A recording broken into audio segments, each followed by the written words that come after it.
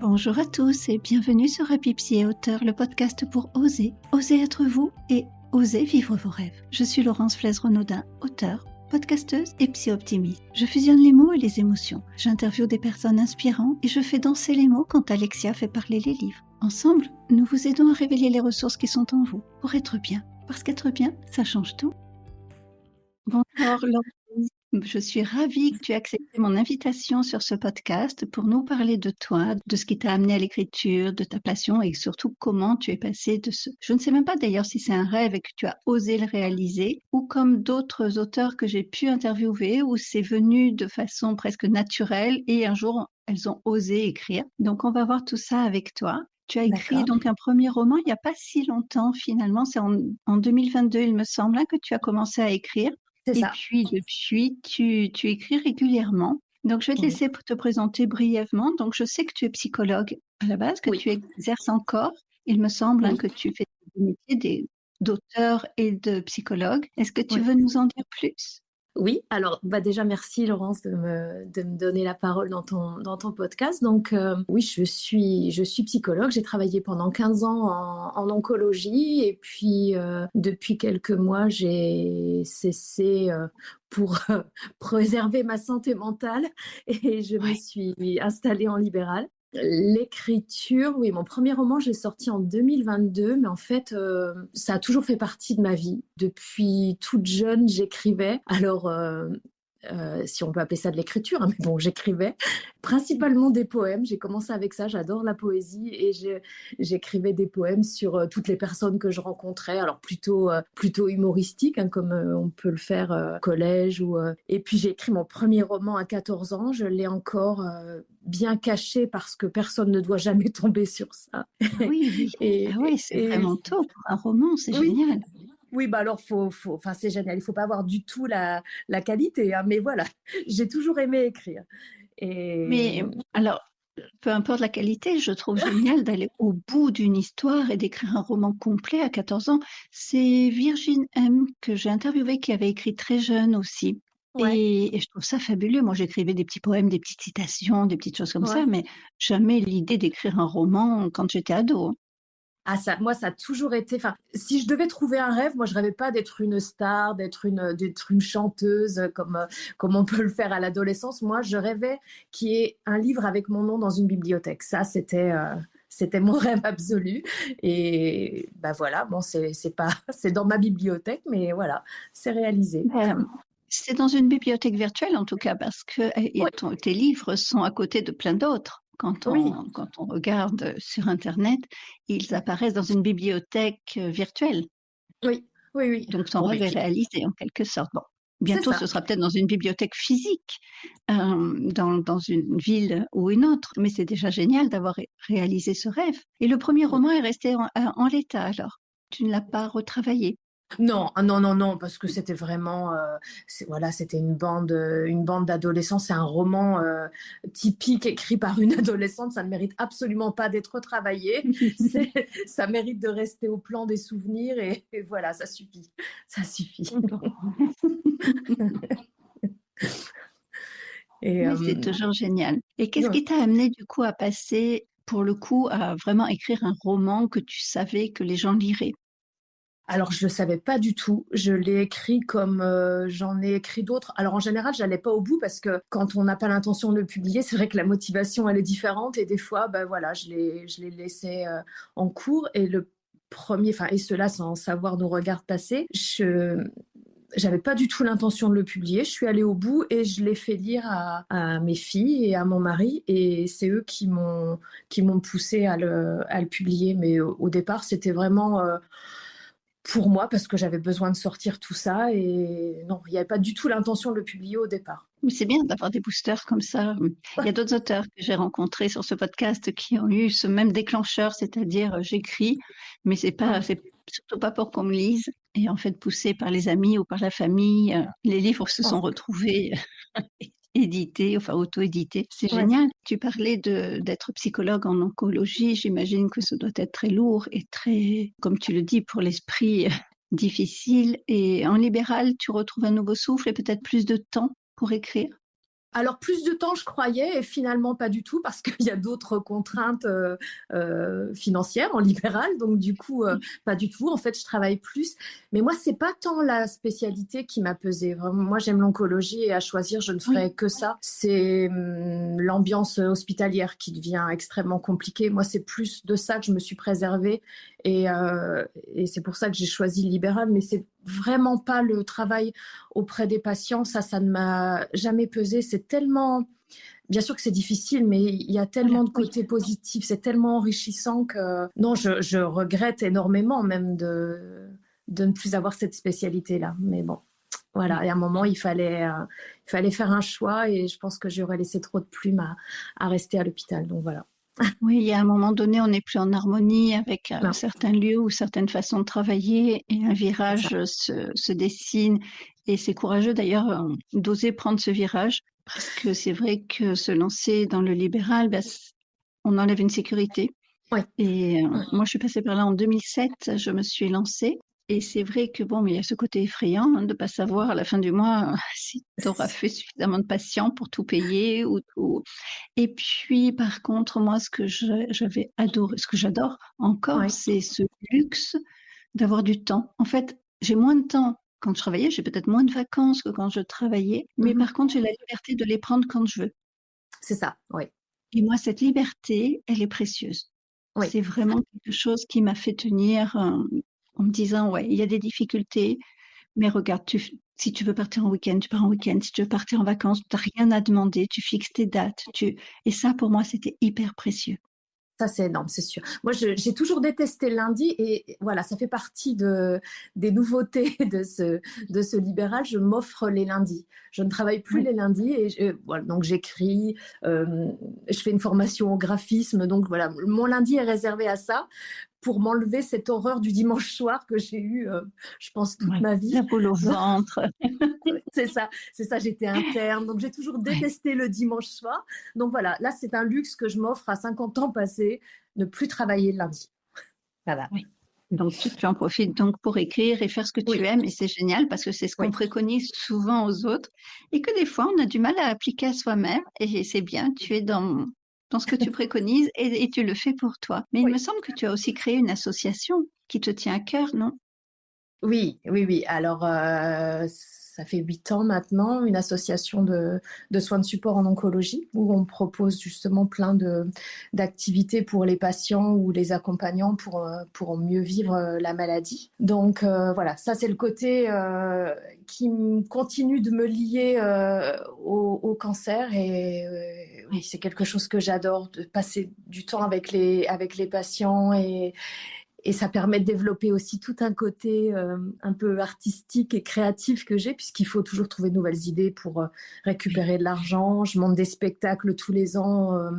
On fait des grosses soirées caritatives. Donc voilà, tout ça, ça me permet aussi de jouer avec ce côté créatif dont j'ai besoin quotidiennement, quoi. Donc, oui. Oui, c'est bien, tu as su marier subtilement, en tout cas, ce côté créatif, t'épanouir avec ce côté créatif tout en gardant le même métier, mais en l'exerçant différemment.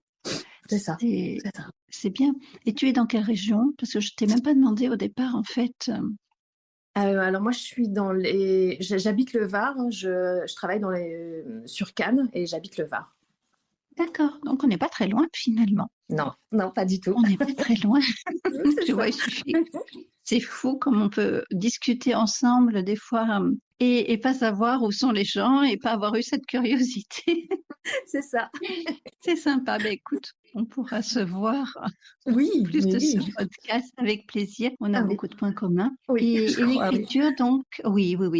Il me semble aussi, ne serait-ce que cette sensibilité et la créativité, bien sûr, qui accompagne souvent la sensibilité, et puis ce besoin d'apporter aux autres et s'imprégner. Moi, l'oncologie est quelque chose qui m'a intéressée longtemps. Je disais, quand je serai plus vieille, j'irai travailler en bénévolat dans ces soins palliatifs, en accompagnement. Et je vais bientôt avoir 60 ans et je me trouve pas encore assez vieille. Enfin, quand je dis vieille, c'est la maturité émotionnelle pour pouvoir le faire. Et je crois que j'ai pas encore mis suffisamment de carapace, donc je ne serai pas opérationnel comme il se doit, enfin tout au moins professionnel comme il se doit, et c'est pour ça que je l'ai pas encore fait. Donc j'ai trouvé une autre façon d'accompagner. C'est vraiment, voilà, apporter aux autres. Je crois que ça nous enrichit. Ça nous enrichit pleinement. J'ai interviewé Robert Savoie qui disait que, parce qu'il a une générosité débordante, cet homme, et il disait que plus il donne, plus il se donne à lui-même. Et j'ai beaucoup aimé cette image, en fait. Parce que c'est vrai quelque part, on se fait du bien aussi à soi quand on donne du temps, quand on est à l'écoute. Et je ne sais pas si toi, tu le ressens de cette façon. Tout à fait, mais moi je trouve qu'on reçoit énormément aussi parce que, enfin, en tout cas en oncologie, ce que j'ai aimé dans ce contact-là, c'est qu'on est dans le vrai, il n'y a pas de superflu, il y a pas, on est dans l'urgence aussi, donc c'est des relations tellement enrichissantes, tellement voilà, dénuées de tout superflu, et c'est ce que j'aime dans ces rencontres-là, et moi ça m'apporte énormément. Ça apporte aussi de se rendre compte de ce qui est essentiel dans la vie et de voilà, pas se prendre la tête avec des petites choses du quotidien, parce qu'on voit que il y a vraiment des choses beaucoup plus importantes, donc ça apporte énormément. Oui, c'est quand on est confronté à des accidents de vie, que ce soit un cancer, que ce soit risquer de perdre quelqu'un de cher, etc. Tout de suite, les vraies priorités nous reviennent à l'esprit en disant, mais attends, j'ai râlé parce que j'étais en retard, j'ai râlé parce qu'il faisait pas beau.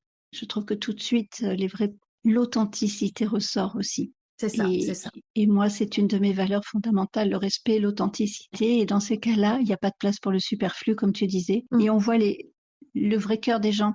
Oui, exactement, exactement. Et après, au-delà de ça, très égoïstement, moi, ça a quelque chose aussi de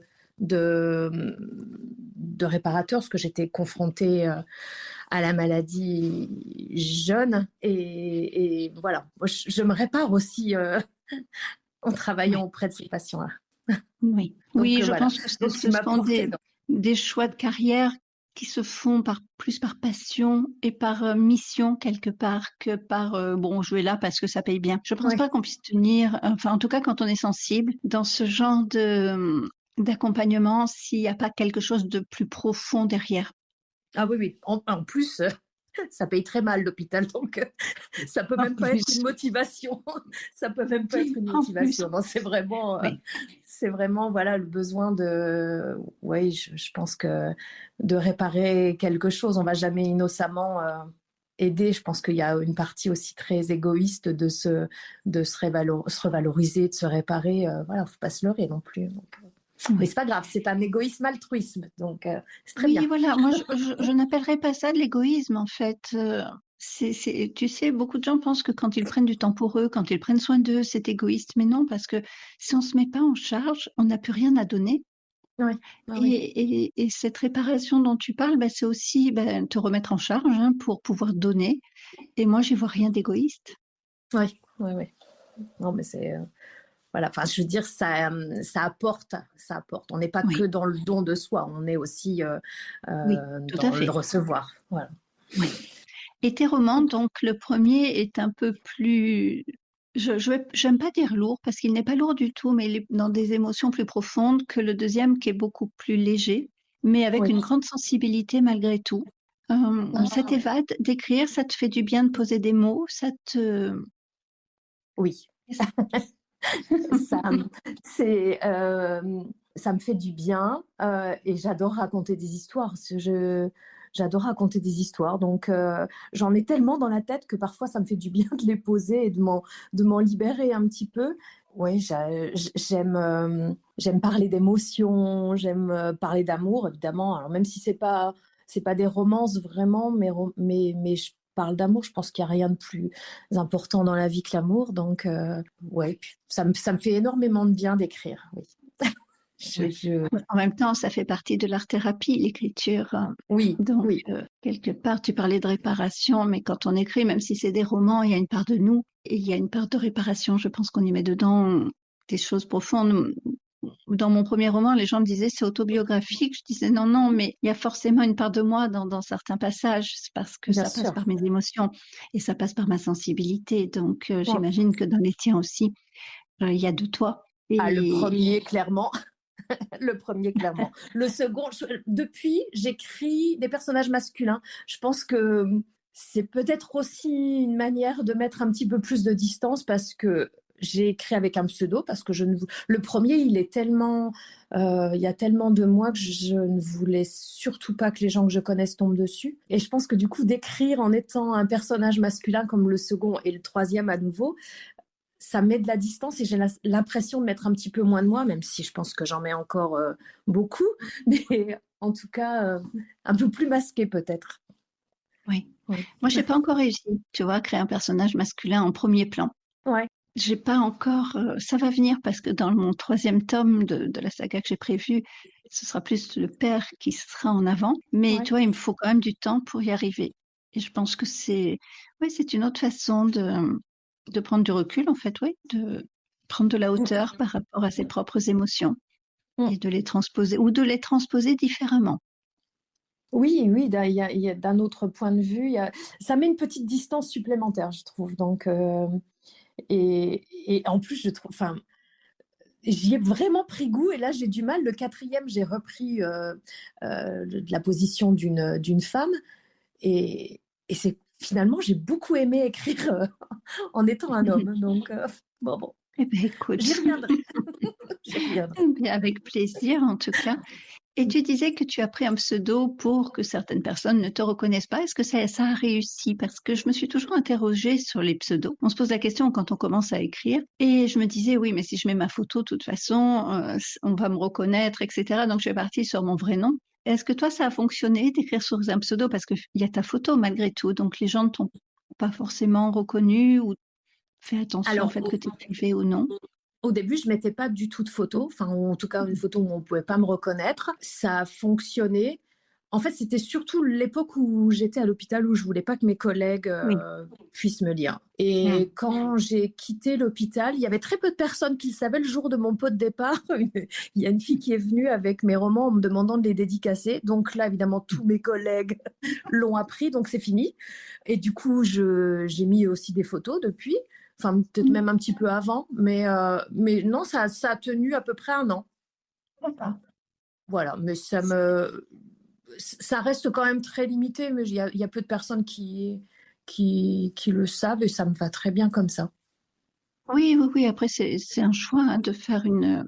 C'est peut-être même plus facile de mettre une distance entre son métier à l'extérieur et son métier écrivain, de faire la part des choses finalement et de pas être toujours la même personne.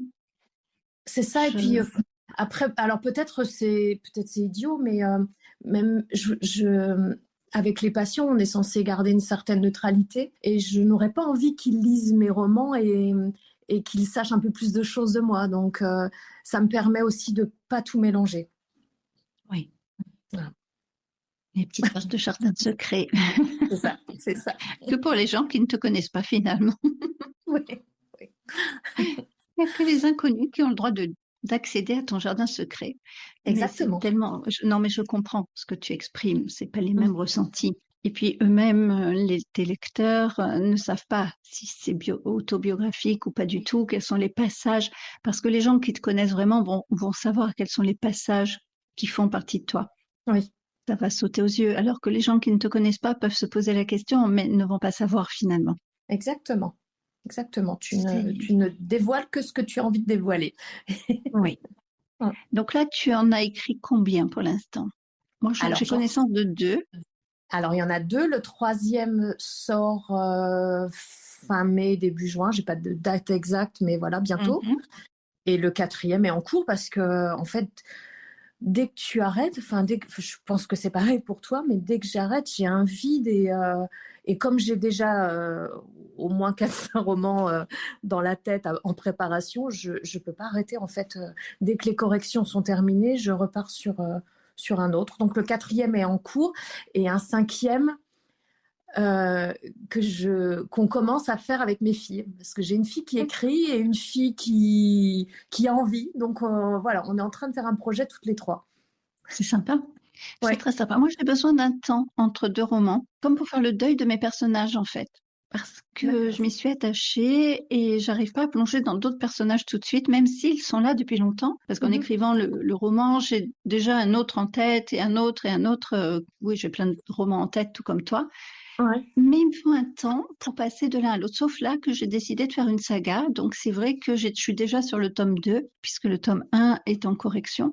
Et puis j'attends, moi j'ai fixé une date au 15 juin pour la sortie, mais j'ai Ouais. participé au concours bien-être de chez Jouvence et donc en fonction des résultats, la date de sortie sera différée. Mais D'accord. globalement, je me fixe sur le 15 juin, mais je suis déjà en train d'écrire le tome 2 puisque c'est encore les mêmes personnages. Donc j'ai pas de Oui. souci, j'ai pas besoin de temps. Mais je Ouais. partirai sur un autre. Peut-être qu'il me faudra encore un petit peu de temps pour dire au revoir aux autres, en fait, avant de rencontrer les nouveaux.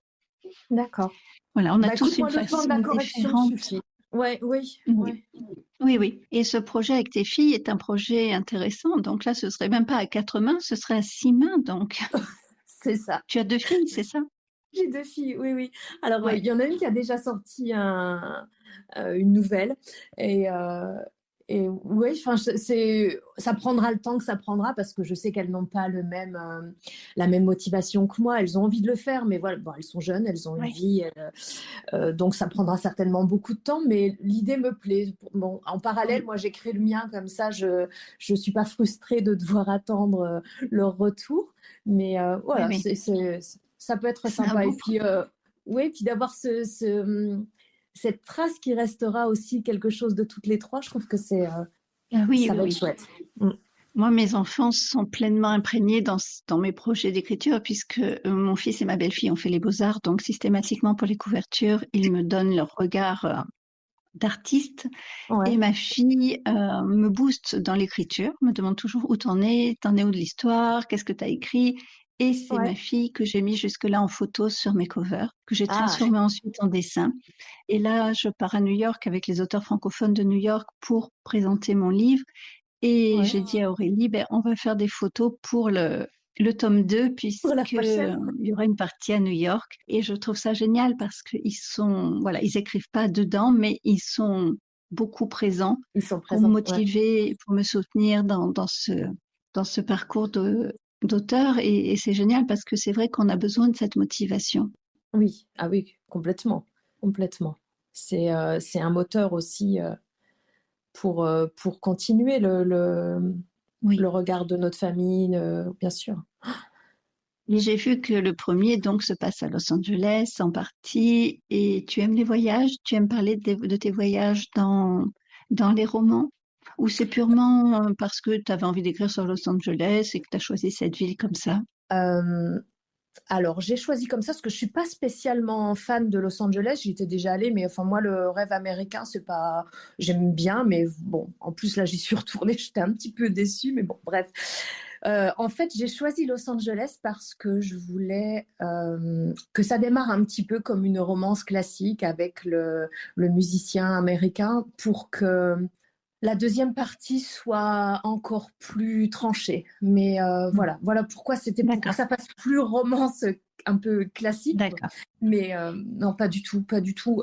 Dans Edgar, par exemple, il n'y a même pas de lieu précis. Je n'ai Hmm. absolument aucun endroit en tête. Et le Oui, troisième, pareil, non. J'adore les voyages, mais je n'ai pas besoin d'écrire. Par contre, là, voilà, j'y suis retournée et donc, du coup, j'ai vu des lieux que j'ai mis dans mon livre, par exemple, le restaurant où ils se rencontrent, où je n'étais hmm. jamais allée.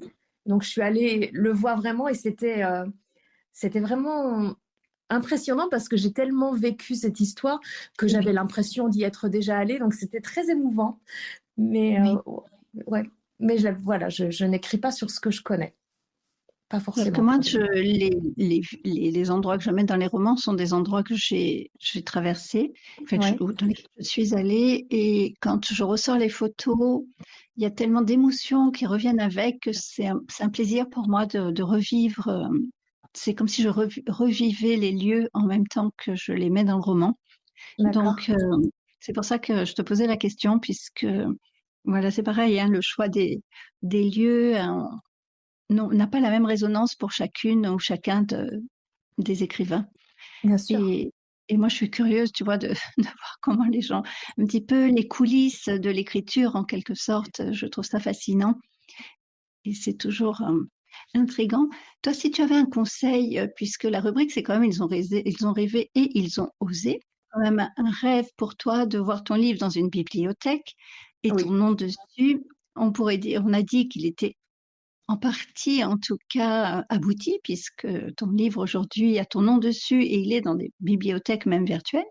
oui. Quel effet ça t'a fait d'arriver à ce rêve et surtout après, comment tu as osé, ben, on l'a vu avec le pseudo, mais pour les gens qui nous écoutent, qui ont un rêve et qui ne savent pas comment oser, qu'est-ce que tu pourrais conseiller? Donc, je t'ai posé deux questions en même temps, Comment on peut oser? parce que tu as été boosté par ta famille, certes, Oui, oui. mais c'est quand même toi qui as donné l'impulsion d'oser. Ah ben il Souvent, ils nous faut. transmettent une énergie et quelque part, on se pose plus trop de questions, mais il y a quand même ce pas à faire. Et ce pas, quelquefois, il est hyper compliqué. Je pense qu'il faut essayer de toute façon. Je Tout ce qu'on peut faire dans la vie sert à quelque chose, même un échec. Donc il faut oser. Peut-être ce premier roman, au final, après lecture, ben, on n'osera pas le sortir, mais il servira certainement à quelque chose, à s'améliorer. Donc, oser aller jusqu'au bout déjà, et après, je sais pas, je peux pas te dire, je sais pas comment on peut oser, mais il faut essayer En déjà. écoutant son Mais, cœur, tout simplement, peut-être. ouais, oui, oui, oui. Et puis, Aller au bout. ouais, aller au bout, ça, essayer et aller au bout, ça c'est voilà. Après, on prend une décision par rapport à ça, mais au moins essayer d'aller au bout. Ce que Oui. j'avais pas trop fait jusque-là, en fait, hein. C'est un des rares que j'ai Oui. mené au bout. Donc, Moi, ça a été mon objectif en écrivant le premier roman. C'était la persévérance d'aller jusqu'au bout. ouais. Je n'avais pas en tête de l'éditer. Mhm. Mais je me suis dit, puisque tu t'es lancé dans une histoire, tu vas aller au bout. Et ça a été ça ma motivation tout au long. Puis après, je me suis dit, bon, bah, maintenant que tu l'as fait, autant apprendre, bah, t'auto-éditer et c'est là où je l'ai après envoyé à des chroniqueuses et cetera et que je l'ai mis en ligne.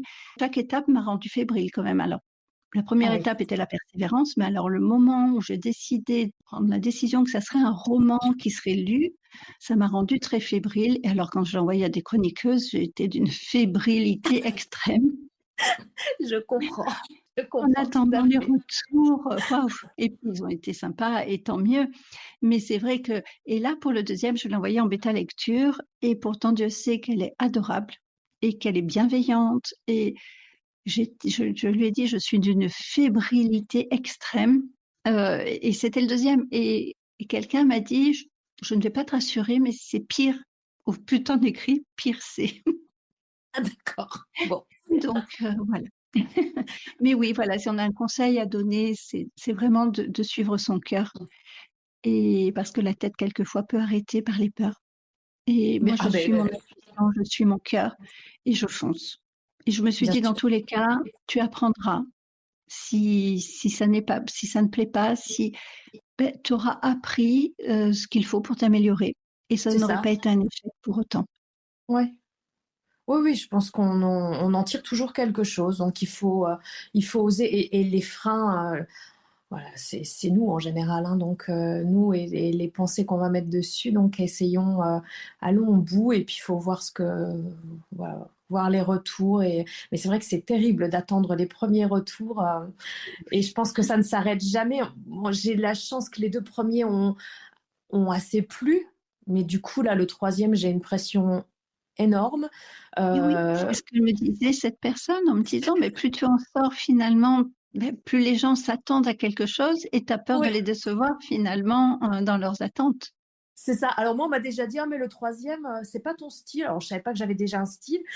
Donc du coup, je me dis, voilà, là, mais alors, du coup, c'est quoi mon style? Comment je dois écrire en fait? Ah, mais c'est. Non, Mmh. je pense que je serai encore plus fébrile pour celui-là, c'est sûr. Bon, bah, alors bienvenue au cœur, oui, bah, au cœur de la Au club, fébrilité, tu vois? Le lapsus est révélateur. Je c'est voulais dire ça. au club. On est bien au cœur de la fébrilité, donc les 2 vont bien. Oui, c'est ça. Oui, oui, oui. Le conseil donc que toi tu donnerais, parce qu'on a parlé de persévérance, on a parlé de suivre son cœur, c'est plus un partage d'expérience que conseil. peut-être, mais alors là vraiment, je vais donner un conseil que je ne suis absolument pas. Vivre pour soi un peu plus et pas se soucier des autres, ce que je ne fais absolument pas. Mais voilà, peut-être essayer peut-être pour réussir à vivre ses rêves, il faut s'écouter soi-même et faire un petit peu abstraction des autres, du jugement, du regard de l'autre. Et voilà, peut-être ça. C'est Mais important. Ouais. ouais, ouais, J'ai fait avec Alexia, on a mis en application les 4 accords Toltec pendant ouais, plus d'un mois. On a fait un ouais, podcast d'ailleurs sur nos retours il n'y a pas très longtemps.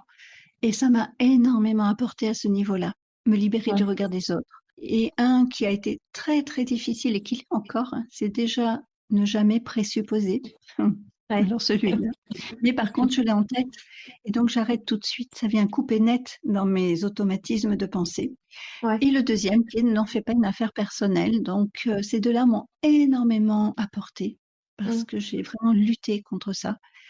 Il y a des outils qui peuvent nous aider aussi Bien à sûr, s'autoriser et à bien se sûr. libérer. Mais moi, ces accords Mm. Toltec, ça a été waouh! J'ai suivi Ouais. Alexia dans le défi et je pensais pas que ça m'apporterait autant. Mhm. Je pense quand on est sensible, justement, le regard des autres, il a un sacré poids. Ça fait partie, je pense, des traits de caractère des personnes un peu sensibles. Donc, c'est vrai que c'est compliqué d'en faire abstraction. Mais voilà, je pense que si on veut être heureux et réussir, il faut mettre un peu ça de côté et vivre pour soi parce que, Oui, voilà, s'autoriser à être soi et s'autoriser à être bien c'est et à se ça. faire plaisir. Ouais. Et je crois que l'écriture, si on revient sur l'écriture, mais c'est Mm. avant tout se faire plaisir pour pouvoir faire plaisir au lecteur ensuite. Ah, je pense que si on prend du plaisir à l'écrire, déjà, il y a quand même des chances que ça touche quelques personnes. Donc, oui, avant tout, y prendre du plaisir. De toute façon, je pense pas que ce soit quelque chose qu'il faille faire pour. On gagne pas sa vie en écrivant des livres, hein. Donc, moi, quand j'entends des auteurs qui sont sur le calcul des ventes, moi, j'écris pour me faire plaisir. Et je rêve que des personnes le lisent, peu importe le nombre, que ça touche quelques personnes déjà. Pour moi, c'est énorme. Et Oui. mais voilà, il n'y a pas d'autre finalité que celle-là, de me faire plaisir et en donner un tout petit peu aussi. Mais moi, je suis épatée de voir qu'il y a quand même beaucoup d'auteurs que j'ai pu rencontrer au Salon des auteurs indépendants ou même dans notre groupe des Ouais. Merveilleuses, Oui, qui ouais. arrivent à vivre de l'écriture et je suis hyper admirative, vraiment. Mais Parce que j'aimerais, bien sûr, c'est un luxe. oui, mais ça me semblait, pour moi, enfin, au départ, c'était pas mon rêve. Mm. Aujourd'hui, je me dis, mais ouais, ça doit être tellement génial, mais en même temps, c'est aussi énormément de travail, parce qu'il n'y a pas que Ah oui, écrire, bien il y a sûr. savoir se vendre. Et moi, cet aspect-là, il y a beaucoup de travail. Voilà, ça c'est la partie que les gens n'imaginent pas, mais enfin moi que je trouve extrêmement rébarbative. J'adore écrire, j'aimerais ne pouvoir faire que ça, mais alors le côté se vendre, réseaux sociaux, moi les salons du livre, c'est une torture pour moi parce que je suis très timide et me retrouver face aux gens et essayer de vendre mes romans, c'est vraiment c'est une torture. Donc, je ne suis pas prête d'être uniquement auteur. Je pense qu'il me manque encore pas mal de qualités pour ça. Écoute, on peut dire qu'elle s'acquiert sûrement. Enfin, je n'ai pas encore fait de salon du livre. Là, je vais faire le premier festival des auteurs, mais à New Ouais, York avec la rencontre des auteurs francophones. C'est un petit peu particulier. Donc, j'ai pas ouais, ce retour sur les salons, mais j'imagine très bien que ça doit être. Alors, moi, parler aux gens ne me pose pas de soucis. ouais. Vendre m'en pose davantage. Donc, on fera un retour d'expérience quand j'aurai vécu ça, je te dirai. D'accord, d'accord. Bah, oui, enfin, parler. Autant, tu vois, voilà, pour l'association, moi, je peux aller démarcher. Cette timidité, elle n'est pas là parce que c'est pas pour moi. Mais alors, si ça me concerne et mes romans, là, impossible. Impossible. Je comprends tout à fait. En Bon, tout ben, cas, plaisir. c'était très, très gentil d'avoir accepté mon invitation parce que je sais à quel point pour toi c'était dépasser quelque chose Oui. et on le comprend d'autant mieux après cette interview. Donc, merci pour ta confiance Ah, merci et à ça me toi. touche beaucoup. Merci. C'est moi qui te remercie. C'était un moment agréable et oui, tu vois, ça fait toujours du bien de se dépasser parce que bon, voilà, hein, c'est fait. Je n'en suis pas morte et ça m'a donné beaucoup de plaisir d'échanger avec toi. Merci. En tout cas, ça sera un plaisir pour nos auditeurs de t'écouter parce que certes, cette année, j'interviewe que des auteurs, mais pour autant, tout ce qu'ils ont traversé pour accéder à leurs rêves, ça peut se transposer dans n'importe quelle situation de vie. Et donc, c'est pour ça que cette année, j'ai décidé d'axer sur les auteurs, Ouais. puisque c'est quand même un monde qui m'anime beaucoup et c'est une façon pour moi de leur rendre hommage et de leur mettre à mon niveau de la lumière sur ce qu'ils font. Et je trouve ça hyper riche et intéressant. Et j'adore les coulisses, comme je te disais, les coulisses de l'écriture, les coulisses, même les films. Hein, quand je regarde un film et qu'il y a les making-of, j'adore ça. Donc, c'est un petit que j'avais envie de partager, en plus des émotions qu'on peut traverser. Donc, merci Merci à à toi toi. d'avoir accès. Non, c'est moi.